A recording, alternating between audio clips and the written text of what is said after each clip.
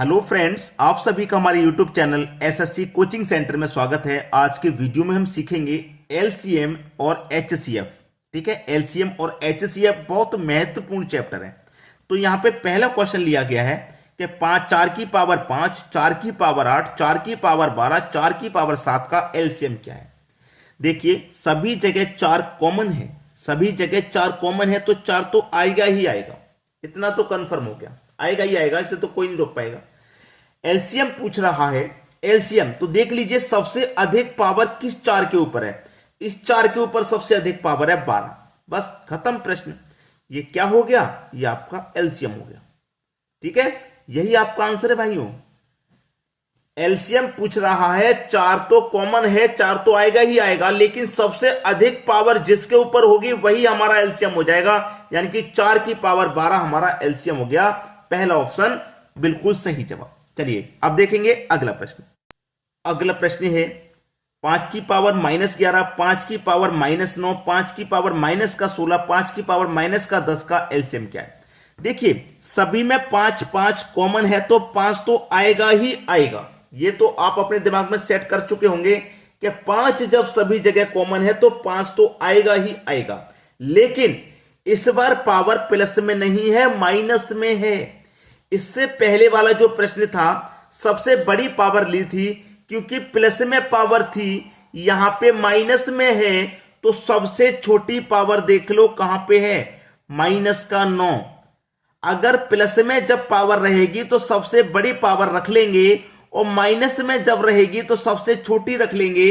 यही हमारा आंसर हो गया, 5 की पावर -9। सी ऑप्शन बिल्कुल सही जवाब। पहला प्रश्न प्लस वाला था, पावर प्लस में थी, यहां पावर माइनस में है, तो कंफ्यूजन क्लियर हो गया। प्लस में रहेगा तो सबसे बड़ी पावर उठा के रख दो, माइनस में रहेगा तो सबसे छोटी। समझ में आ गई बात। चलिए अब देखेंगे अगला प्रश्न। अगला प्रश्न है 2/3, 4/9, 5/6 का एलसीएम क्या है। एलसीएम पूछ रहा है, संख्याएं हैं भिन्न में, कोई बात नहीं। एलसीएम पूछ रहा है ना, तो ऊपर वाली संख्याओं का एलसीएम ले लो, यानी कि 2, 4, 5 का एलसीएम कितना आ जाएगा भाइयों, 20 आ जाएगा। याद रखना, जो पूछा गया है वो हमें ऊपर वाली संख्या का निकालना है, उसका अपोजिट नीचे संख्या का। जैसे हमसे एलसीएम पूछा है तो मैं ऊपर वाली संख्या का एलसीएम निकालूंगा और नीचे वाली संख्या का एचसीएफ निकालूंगा। तो 3, 9, 6 का एचसीएफ कितना हो जाएगा, 3। चलिए मेरी बात को थोड़ा सा नोट कर लेना ध्यान से। एलसीएम निकालते हैं, वह छोटी से छोटी संख्या दी गई संख्याओं से कट जाए, तो छोटी से छोटी संख्या हमारी 20 है, जो 2, 4, 5 तीनों से कटेगी, ये एलसीएम होता है। और एचसीएफ की भाषा होती है कि वह बड़ी से बड़ी संख्या जो दी गई संख्याओं को काट दे। इन दी गई संख्याओं को बड़ी से बड़ी संख्या कौन काट पाएगी, 3 ही काट पाएगी। 3 त्रिक 1, 3 त्रिक 9, 3 दूने 6, 3 ही काट पाएगी। 3 से बड़ी कोई संख्या नहीं है जो इन तीनों को काट दे, केवल 3 ही बड़ी संख्या। तो वो हमारा एचसीएफ होता है कि जो संख्या बड़ी से बड़ी इन दी गई संख्याओं को काट दे, वो एचसीएफ होता है। क्लियर। और जो पूछा जाए वो ऊपर वाली संख्या का निकालेंगे आप। एलसीएम पूछा है तो ऊपर वाली संख्या का एलसीएम, अगर एचसीएफ पूछा जाएगा तो ऊपर वाली संख्या का एचसीएफ निकाल दीजिए। क्लियर। 20 के बटे में 3 कहां पर है, बी ऑप्शन सही जवाब। चलिए अब देखेंगे अगला प्रश्न। अगला प्रश्न है 4, 5, 5, 7, 4, 7 का एचसीएफ। एचसीएफ पूछा है ना, तो ऊपर वाली संख्या का एचसीएफ निकालो। एचसीएफ की मैंने भाषा भी बताई थी कि वह बड़ी से बड़ी संख्या जो दी गई संख्याओं को काट दे। तो मुझे तो सिर्फ केवल एक ही नजर आ रहा है, तो 4 को भी काटेगा, 5 को भी काटेगा, और 4 एक ही है, एचसीएफ 1 आ जाएगा। और 5, 7, 7 का एलसीएम आ जाएगा भैया आपका 35। एलसीएम का मतलब क्या है, वह छोटी से छोटी संख्या जो दी गई संख्याओं से कट जाए। 35 हमारा 5 से कटेगा, 7 से कटेगा, 7 से भी कटेगा। 35 से छोटी और कोई संख्या नहीं है जो 5 और 7 दोनों से कट जाए, 35 ही है। और इनका क्या निकालना है, एचसीएफ पूछा है ना, तो ऊपर वाली संख्या का एचसीएफ निकालेंगे। तो एक ही वो संख्या जो इन तीनों को काटेगी। एक से बड़ी 2 ले लेंगे तो 4 को तो काट देगी, लेकिन 5 को नहीं काट पाएगी, इसलिए एचसीएफ 1। तो 1 के बटे में 35 कहां पे भाई, पहले ऑप्शन में। ये सही जवाब हो गया। अब देखेंगे अगला प्रश्न। अगला प्रश्न है, इस प्रश्न पे थोड़ा सा ध्यान देना आप, क्योंकि ये प्रश्न ऐसा है जो बच्चों से सवाल को गलत करा देता है। ध्यान देंगे। 3 के बटे में 4, 9 के बटे में 10, 15 के बटे में 16 के व्युत्क्रमों का एचसीएफ क्या है। बहुत सारे बच्चों ने ध्यान नहीं दिया। एचसीएफ निकालना है, इतना पता है कि एचसीएफ पूछा है तो ऊपर वाली संख्या का एचसीएफ निकालेंगे, नीचे वाली संख्या का एलसीएम निकालेंगे। बिल्कुल ठीक है, लेकिन इस शब्द पे अगर आपने ध्यान नहीं दिया तो सवाल फिर गलत हो गया। उसने पूछा व्युत्क्रमों का। व्युत्क्रम का मतलब होता है संख्याओं को पलटना है पहले। तो पलटेंगे तो 4 ऊपर जाएगा, 3 नीचे आएगा। ठीक है, इसको पलटेंगे तो 10 ऊपर जाएगा, 9 नीचे आएगा। इसको पलटेंगे 16 ऊपर जाएगा, 15 नीचे हो गया। व्युत्क्रमों का पूछा भाई। व्युत्क्रम हमने संख्याओं को कर लिया। अब बताइए एचसीएफ। तो एचसीएफ पूछा है ना, तो ऊपर वाली संख्याओं का अब निकालिए एचसीएफ। आप तो एचसीएफ क्या हो जाएगा भैया? एचसीएफ की भाषा क्या है? वह बड़ी से बड़ी संख्या जो दी गई संख्याओं को काट दे, यानी कि 4 को, 10 को, 16 तीनों को काट दे। तो मुझे तो 2 नजर आ रहा है, यानी कि 2 4 को भी काटेगा, 10 को भी काटेगा, 16 को भी काटेगा। तो एचसीएफ हो जाएगा 2। एलसीएम 3 और 9, अब 15 का एलसीएम कितना हो जाएगा भैया? 45। एलसीएम की भाषा क्या है? वह छोटी से छोटी संख्या जो दी गई संख्याओं से कट जाए। तो 15 वो छोटी संख्या है, 45 जो 15 से भी कटेगा, 9 से भी कटेगा और 3 से भी कटेगा। ये हमारा एलसीएम हो गया। तो 2 के बटे में 45, ये हमारे प्रश्न का बिल्कुल सही जवाब है। 2 के बटे में 45, 2 के बटे में 45, सी ऑप्शन सही जवाब हुआ। चलिए अब देखेंगे अगला प्रश्न। अगला प्रश्न है, दो संख्याओं का गुणनफल 1280 तथा उनका एचसीएफ 8 है, तो उनका एलसीएम क्या होगा? देखिए यहां पे एक फॉर्मूला होता है, पहली संख्या गुने दूसरी संख्या बराबर एलसीएम गुने एचसीएफ। ये होता है एक फॉर्मूला। ठीक है, अब यहां पे देखना प्रश्न में क्या कह रहा है। उसने कह दिया कि दो संख्याओं का गुणनफल 1280 है। ये जो दो संख्याएं, इनका गुणनफल आपको दे दिया गया है। इन दोनों संख्याओं का गुणनफल दे दिया 1280 बराबर एलसीएम भी आपके पास दे दिया 8। ठीक है, एचसीएफ दिया है 8, एचसीएफ। ठीक है, एचसीएफ दिया है 8, तो एलसीएम क्या होगा? एलसीएम क्या होगा भाई? दोनों गुना में है, आगे पीछे लिख दिया तो उससे कोई मतलब नहीं। गुना में है, एचसीएफ पहले लिख दिया, कोई बात नहीं। अब देखिए 8 से ये कट जाएगा ना, 8 एकम 8, 4 बचेगा 48, 8 सिंह 48 और 1 0, 160 बार में कट गया। इधर क्या बचा? आपका एलसीएम बचा। तो एलसीएम कितना निकल के आ गया? 160। कितना? 160। किधर है भाई? डी ऑप्शन में। ये सही जवाब हो गया। चलिए अब देखेंगे अगला प्रश्न। अगला प्रश्न है, दो संख्याओं का अनुपात 3:4 है और उनका एलसीएम 120 है, तो उन संख्याओं का योग क्या है? दो संख्याओं का अनुपात, दो संख्या यानी कि एक पहली संख्या हो गई, एक दूसरी संख्या हो गई, इनका अनुपात है 3:4। यही कहा है उसने। एलसीएम दिया गया है 120। एलसीएम कितना? 120। मैंने आपको पहले बहुत अच्छे से बताया हुआ है कि जब एलसीएम दिया जाए तो अनुपातों का भी एलसीएम ले लो, योग दिया जाए तो अनुपातों का भी योग, अंतर दिया जाए अनुपातों का अंतर। ठीक है, हमारे पास एलसीएम है तो हम अनुपातों का भी एलसीएम ले लेंगे। तो 3 का और 4 का एलसीएम कितना हो जाएगा? 12। इस एलसीएम में अनुपात की एलसीएम से डिवाइड कर दो, कितनी बार में जाएगा? 12 एकम 12 और 1 0, 10 बार में गया। अब 10 का गुना मैं 3 से कर दूं तो 30 और 4 से कर दूं तो 40। दोनों संख्या पता चल गई मुझे, पहली संख्या 30 है, दूसरी संख्या 40 है। उन संख्याओं का योग पूछ रहा है तो योग कर दो भाई। 30 और 40 का योग कितना हो जाएगा? 70। योग पूछा है ना, तो योग 70 हो गया। सी ऑप्शन बिल्कुल सही जवाब। ठीक है, चलिए अब देखेंगे अगला प्रश्न।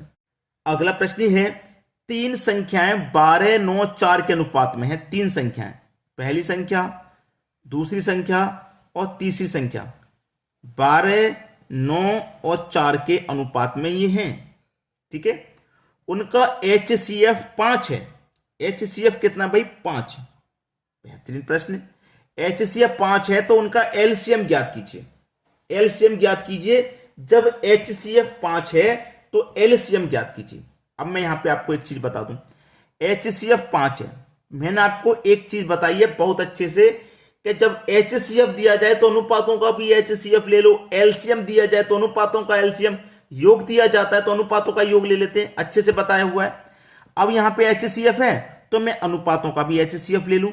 तो एचसीएफ क्या हो जाएगा भाई? जो 9 को भी कटा दे, 12 को भी कटा दे, 4 को भी, तो मेरे हिसाब से तो 1 हो जाएगा। 1 से आगे 2 ले लूंगा तो वो 4 को तो कटा देगा लेकिन 9 को नहीं कटा पाएगा। 3 ले लूंगा तो 3 9 को तो कटा देगा लेकिन 4 को नहीं। तो एचसीएफ इनका 1 हो जाएगा। तो इस एचसीएफ में अनुपात के एच से डिवाइड कर दो तो 5 ही तो आएगा। तो 5 का गुना कर दो 12 से, 12 पंजे 60, 5 का गुना कर दो 9 से, 45। ठीक है, 5 का गुना कर दो 4 से, तो ये 20 हो जाएगा। क्लियर है? अब हमसे पूछे क्या रहा है? एलसीएम ज्ञात कीजिए भाई। एलसीएम ज्ञात करना है। 60, 45 और 20 का हमको एलसीएम ज्ञात करना है। कर लो भैया ज्ञात एलसीएम। एलसीएम ज्ञात करना है, कर लीजिए। देखिए 60, 45 और 20 का एलसीएम कितना हो जाएगा? एलसीएम हो जाएगा 180। आप कहेंगे सर आप डायरेक्ट कैसे कर देते हैं? हमको तो ये इनका मालूम है, हम रोज का कैलकुलेशन करने वाले हैं, हमको तो मालूम रहता है क्या आएगा। अब यहां पे आपको नहीं पता तो एक जो बेसिक तरीका है आपको अच्छे से पता होगा, उस तरीके से निकालना। कटा लो भाई सबको, 2 से कटा लो, 3 से कटा लो, 4 से कटा लो, जिससे कटेगा कटा के छोटा कर लेते हैं। तो हमारा एलसीएम क्या आ जाएगा? 180।